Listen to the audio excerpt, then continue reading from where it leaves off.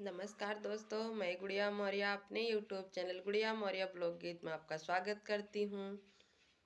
और बताइए आप लोग कैसे हैं। आशा करती हूँ आप लोग ठीक ही होंगे। मैं तो ठीक हूँ।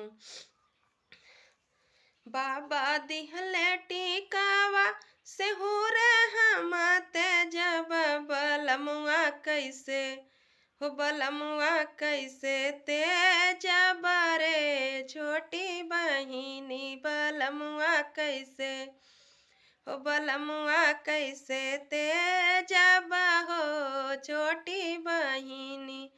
बाबा दिहले टीकावा से हो हम जब से हो हम जब बलमुआ कैसे बलमुआ कैसे ते जब हो छोटी बहिनी बलमुआ कैसे ते जब हो छोटी बहिनी। चाचा दिहले हरावा ओहो रे हम जब ओहो रे हम जब बलमुआ कैसे बलमुआ कैसे ते जब हो छोटी बहिनी बलमुआ कैसे ते जब हो छोटी बहिनी।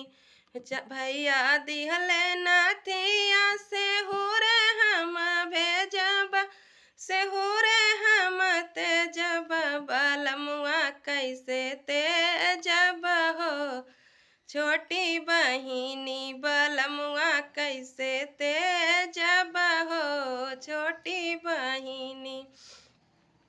हमार जिया डोले हो छोटी बहिनी हमार जिया डोले हो छोटी बहिनी बलमुआ कैसे भेजब हो छोटी बहिनी हमार जिया। बाबा दिहले टीकावा से हो हम जब से हो हम जब बलमुआ कैसे ते जब हो छोटी बहिनी बलमुआ कैसे।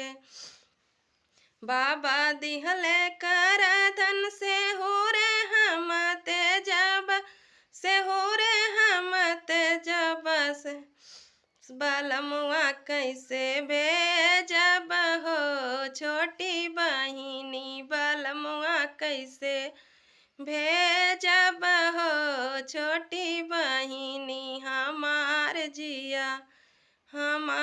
जिया डोले रे छोटी बहिनी हमार जिया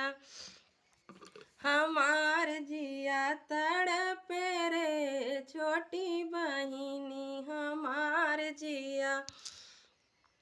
बाबा दिहले पाए जन से हो हम भेजब से हो हम भेजब बलमुआ कैसे भेजब हो छोटी बहिनी बलमुआ कैसे भेजब हो छोटी बहिनी हमार जिया डोले हो छोटी बहिनी हमार जिया तड़पे हो छोटी बहिनी हमार जिया।